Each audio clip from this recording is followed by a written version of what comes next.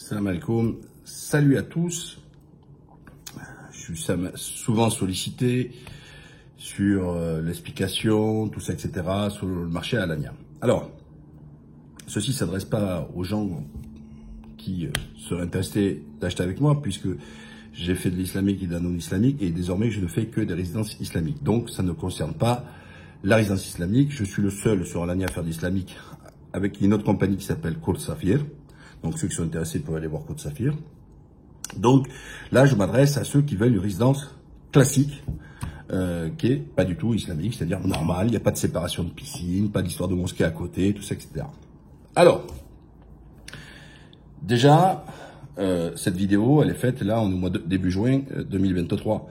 Donc, si dans 2 ans, dans 3 ans, un mec qui la regarde, ce que je dis d'aujourd'hui n'est pas valable pour 2025-2026. Donc, je vous prends de la photographie qui est aujourd'hui.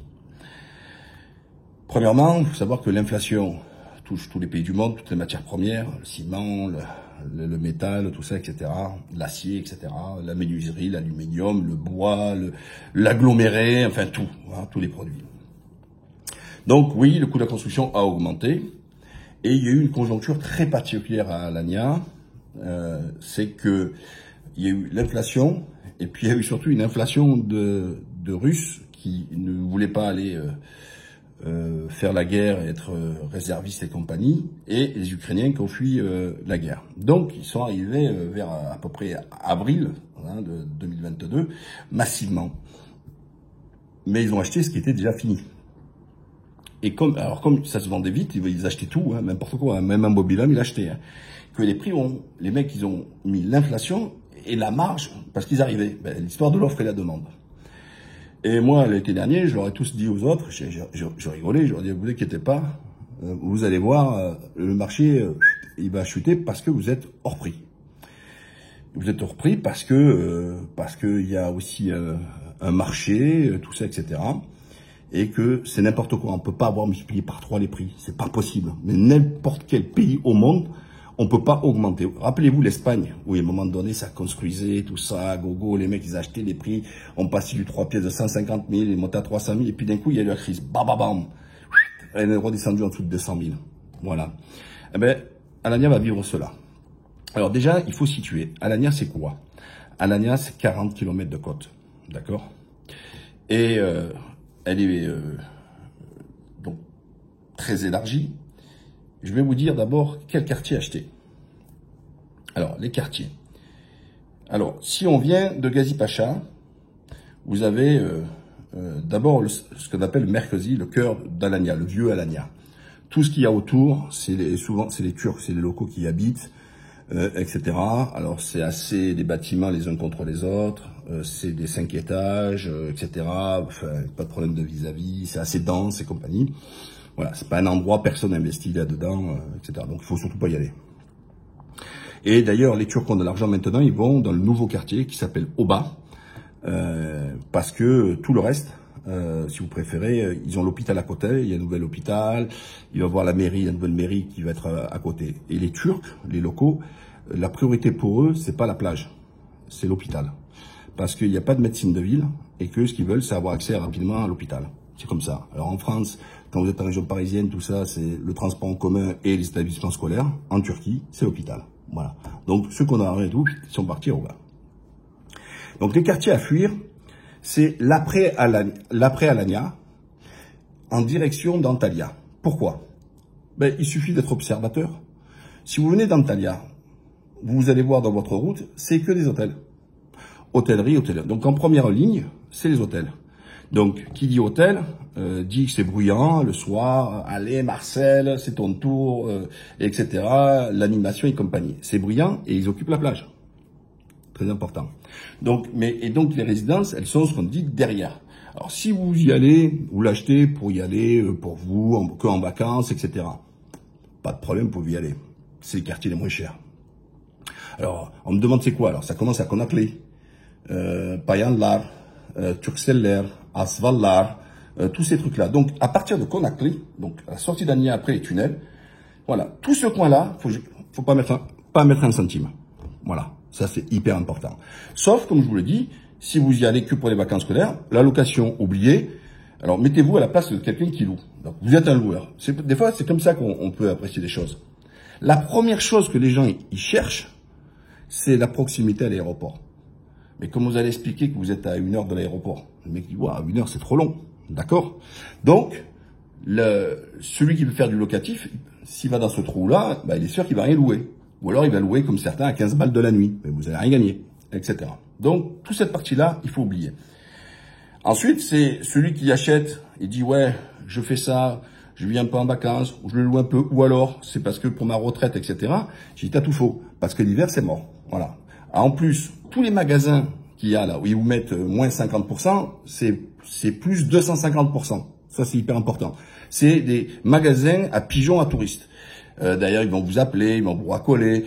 Il y a des restaurants, carrément, ils me font le menu en turc, avec le prix en turc, et l'autre pour les yabandieux, pour les touristes, etc. Donc, en fait, vous êtes pas là pour tranquille, vous êtes une cible. Comme dans tous les endroits au monde, quand il y a du tourisme, on essaye de tirer le touriste, et en général, c'est pour lui mettre des carottes. Donc, tout ça, on l'oublie. OK? Alors, après, où c'est qu'on peut investir à Alanya? Vous avez le quartier d'Oba. Donc, il y a une partie qui est bord de mer, et puis une partie qui est derrière, où il y a l'hôpital, que je dis ça. C'est sympa, au bas aussi, etc. Aucun problème. Ensuite, vous avez Tosmour. C'est une partie qui donne avec la grande rivière, ce qui vient de Jimshine.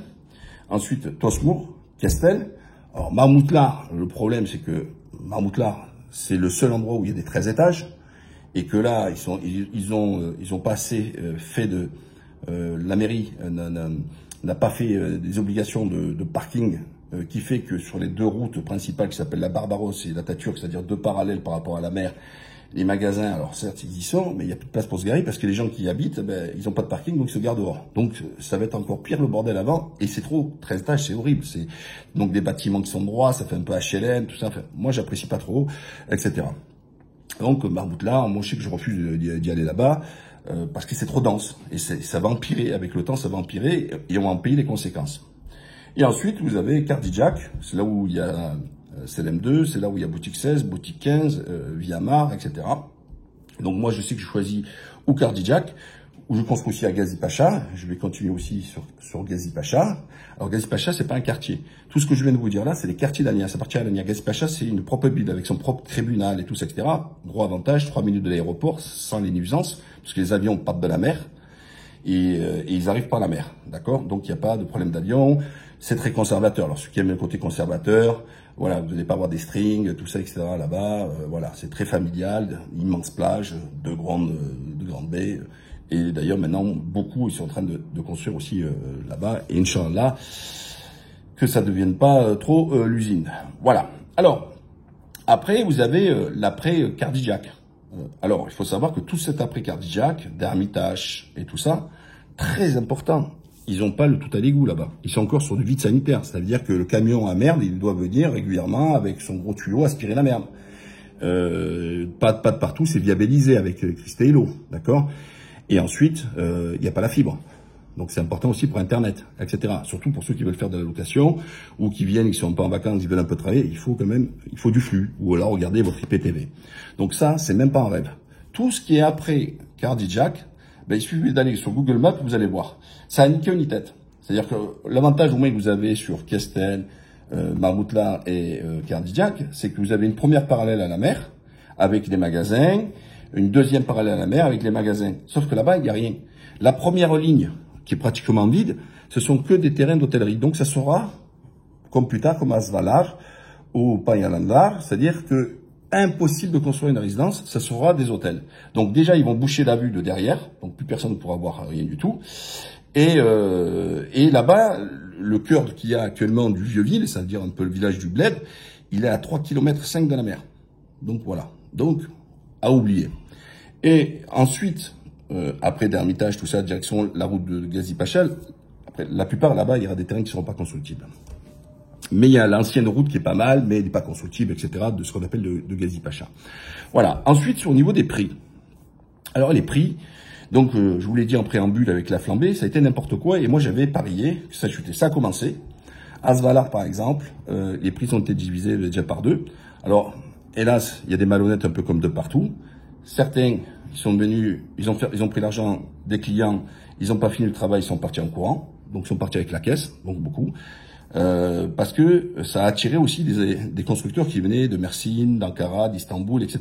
Et oui, ils disaient, putain, ça va beaucoup dans ce quartier, dans ce secteur-là, et ils sont venus faire les mercenaires. Mais sauf qu'ils ont investi, parce qu'à Svalar, c'était les terrains les moins chers de toute Alania. Ben, c'est normal, c'est un trou à rats.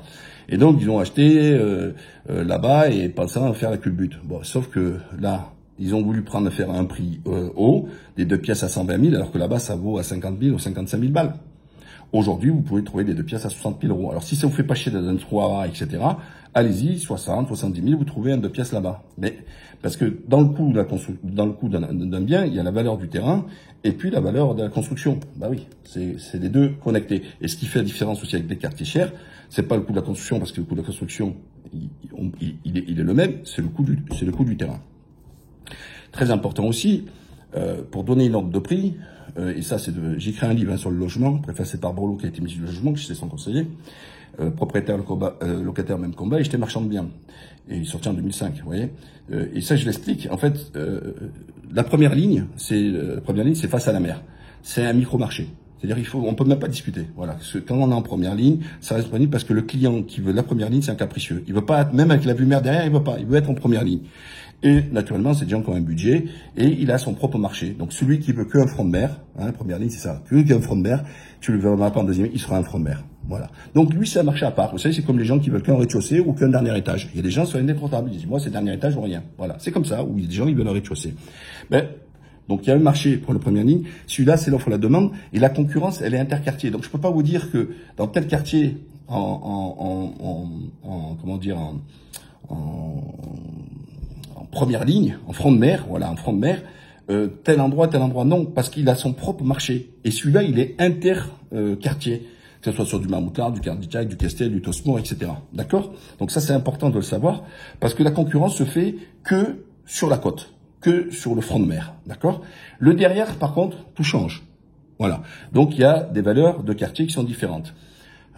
Kestel, Tosmore, Cardijak, c'est bien plus cher que Marmoutlar. Pourquoi? Parce que Marmoutlar, c'est 13 étages. Et que l'occupation au sol, c'est-à-dire pour la construction, il est de 35%, contre 15% à 20% pour ces quartiers, les autres quartiers. Donc ils respirent plus, c'est 5 étages, etc. C'est pas des tours et compagnie. Voilà. Alors maintenant au niveau des prix. Donc c'est en train de dégonfler. Là, il y a moins de Russes actuellement, parce que la crise touche aussi les Russes et tout ça, etc. Et puis ils leur donnent plus les kilomètres. Donc ceux qui étaient venus pour se réfugier, pour quitter la Russie, ils retournent à la maison. Il y a plus de titres de séjour, tout ça, etc. Et donc les prix vont continuer un peu à fondre. Si vous voyez un appartement qui est pas front de mer, etc. D'accord? Je différencie bien les deux. Un 2 pièces à 160, 180, oublié. 150, 140, oublié. C'est trop cher. C'est trop cher. Voilà. Moi, je construis, par exemple, de l'islamique à Gazi Pacha. Donc, tous les gros autres constructeurs, ils sont là en place actuellement. Donc, sur du normal. Et j'ai vu leur liste de prix. J'ai dit, mais c'est des malades. Ils veulent du 180 000 euros. Et attention, il n'y a pas vue mer, rien du tout. Alors c'est bien équipé, c'est des constructeurs sérieux, etc. Mais c'est n'importe quoi. Alors pourquoi c'est aussi n'importe quoi? Parce que c'est la seule ville de toute la Turquie où les agences prennent entre 15, 20 et 25%, voire 30% de commission. Mon ancien coiffeur, il est plus coiffeur, il est devenu amlactueux, ça veut dire agent immobilier. Tout le monde est agent immobilier. Même les imams ici, ils prennent leur grade, ils font de l'agent immobilier. Et tout cela dedans. Et il faut mettre un terme à tout ça. Parce que quand vous achetez, ils vous disent 180 000 euros, la personne qui vous vend l'appartement. Sachez qu'il prend entre 15 et 25%. Mais donc ça prouve bien que ce prix-là, il est artificiel. Et demain, au pire, si vous l'achetez, vous ne le revendrez jamais ce prix-là. Parce qu'il y a trop de commissions, c'est une bulle d'air. Mais de quel droit? Ce montant, il est exorbitant. Vous comprenez bien? Par exemple, le constructeur, il va leur donner, par exemple, à 130 000 ou à 140 000, et les mecs, ils vont marger derrière, ils vont prendre 30 ou 40 000. C'est énorme. C'est pas possible. C'est pas possible. Ça peut plus tenir, cette histoire-là. Pourquoi? Parce que quand tu prends 15%, quand tu vends un appartement à 60 000 ou à 70 000, c'est pas la même chose que quand tu le vends à 180 000. Donc, tu prends l'inflation, tu prends l'augmenter des prix des terrains, mais si en plus, il faut que tu te topes d'engraisser des trucs, et moi, je rêve que tous les constructeurs se réunissent pour qu'ils mettent fin à ça. Bon, moi, je m'en fous, parce que moi, je vends ce que je donne pas aux agences, parce que c'est moi qui vends, je le donne aux gens qui achètent. Et en plus, j'ai un paiement de plan beaucoup plus large. Les gens, la construction est finie, continuez à payer, d'accord? Donc faites très attention, sur les prix, renseignez-vous sur le constructeur, c'est hyper important. C'est hyper important. Parce que il faut voir s'il a les reins solides. Est-ce qu'il va finir? Parce que beaucoup font ce qu'on appelle du 50-50, mais parce que des fois on n'a pas le choix. Hein. Moi aussi, on fait du 50-50, c'est-à-dire que le gens, il veut pas vous vendre le terrain, il te dit, tu construis une résidence et tu me donnes 50% des appartements. D'accord? Mais donc le mec, il sort pas l'argent pour le terrain, il est obligé de payer la construction. Mais s'il n'a pas les reins solides, parce que en fait, ici, c'est l'inverse. C'est le départ qui coûte cher.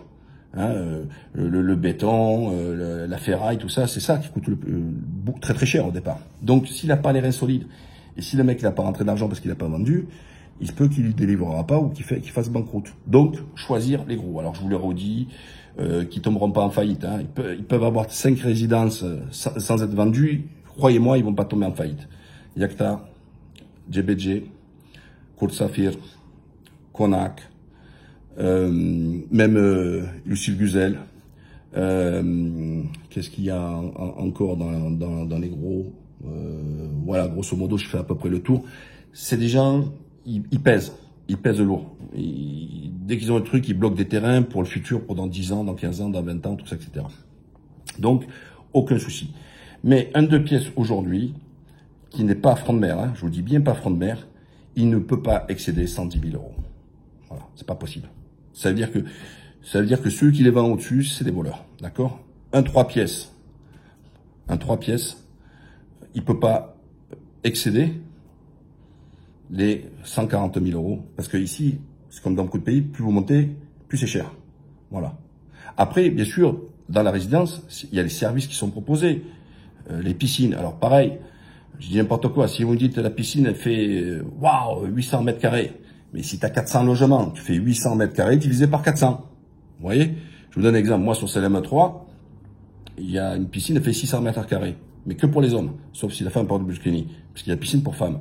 600, il y a 67 appartements, ben, ça vous fait tant de mètres. Mais, donc, si l'autre, il vous dit, elle fait même 2000 mètres carrés, et qu'il y a 400 logements, il y a moins de mètres carrés. Ben oui, c'est logique. On va pas endormir les gens sur les mètres carrés. Ce qui est important, c'est le nombre d'appartements par rapport au nombre de mètres carrés de la piscine. Donc ça, c'est aussi très important. La qualité des matériaux, c'est quelques cuisines. Par exemple, si les mecs ils vous mettent une vitre ou du carrelage sur la crédence, par exemple, moi je mets que du granit. Voilà. Donc bien sûr, les mecs qui font de l'économie, quand vous mettez du carrelage sur la crédence de la cuisine, c'est pas la même chose. Quand une cuisine, par exemple, tu la fais laquer et l'autre il te fait une cuisine, il te la fait avec du stratifié, ben laqué et stratifié, il faut pas sortir de Saint-Pierre comprendre qu'il y a une différence de prix. Les carreaux, tu mets du 120-60, c'est pas le même prix que du 60-60, etc. Et je peux continuer comme ça. Longtemps, désossé et compagnie. Donc, très important, donc, pour résumer, choisissez bien votre quartier. À partir d'Auba, Postmour, Castel, même Marmoutlar, même si je vous dis, j'ai pas vraiment d'affinité sur Marmoutlar, qu'il y en a beaucoup en plus actuellement, etc. Cardidiac, ou Gazi-Pacha, qui est une ville à part, etc. No risque, etc. Niveau des prix, je viens de vous le dire, gros maxi, 110 000 pour un 2 pièces. Mais vraiment gros maxi. Voilà, gros maxi. Surtout qu'il n'y a pas vue mer. Hein. Vue mer, je vous l'ai dit encore, ça change parce que il y a le front de mer et puis le vue mer. Le vue mer, ben, il se vend un peu plus cher. Un 3 pièces, à partir, ça vaut le coup à partir de, toujours pareil, s'il est en bas sur les bas des étages, 125, 130, voilà, ça reste correct. 160, 170, 180 000, même au dernier étage, c'est du vol. Voilà. Un 4 pièces, il faut compter aujourd'hui à peu près, aujourd'hui ils en veulent beaucoup, minimum 320 000, 400 000, 450 000 euros, ça les vaut pas. Voilà, je pense que le marché va ramener ça vers les 260 000, 250 000 maxi. Voilà à peu près, voilà, grosso modo. Et encore une fois, je tiens votre attention qu'il faut voir aussi dans la résidence le coût de la construction, parce que selon les matériaux qui sont utilisés. Donc là, je vous parle des quartiers, grosso modo, les prix, qui sont logiques. Tout ce qui est au-dessus, n'y allez pas, ils vont vous voler. Voilà. Moi, je vous le dis, faites ce que vous voulez, hein. Mais dépasser sans vue mer, sans distance à la mer à côté aussi, hein, etc. Hein, si le truc il est à 2 km, 3 km, ah oui, très important.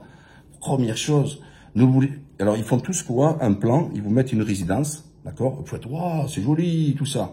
Bon, sachez que c'est pas le définitif déjà, parce que ça c'est un mensonge. Et autour, ils montrent que des espaces verts, c'est la petite maison de la prairie. Mais c'est faux. Ils montrent pas s'il y a un bâtiment à côté, etc. Donc la localisation, la première chose que vous devez demander, c'est la localisation. Et bien sûr, moi j'ai cet avantage-là, c'est que 90% m'ont acheté à distance, d'accord? Mais moi je vous le conseille pas. Pour les autres, parce que les gens, ils ont confiance en moi, parce que c'est pas ma première résidence, etc. Et que c'est du bouche à oreille, je fais pas de pub, je fais pas de marketing, j'ai rien, je vends sans plan au départ, d'accord? Encore une fois, moi, je suis dans un micro-marché, je fais que du francophone et que de l'islamique. Là aussi, je m'enferme, moi, d'accord? Alors que le marché est dominé par les Russes, par les pays de l'Est, moi, je les prends pas. Voilà, donc moi, c'est où tu parles français, où je te prends pas.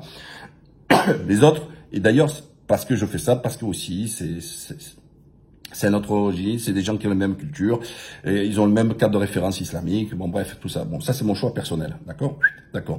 Mais pour vous, faire très attention, donc, la localisation du bien. Voilà. Hein? La distance à la mer, etc. Donc, déplacez-vous. Voilà. Vous louez, hein, il y en a une tonne, vous allez à l'hôtel, prenez votre temps et allez chauffer. La vente à distance, pour un logement, c'est n'importe quoi. Moi, je vous le dis, cash, net et précis, c'est n'importe quoi.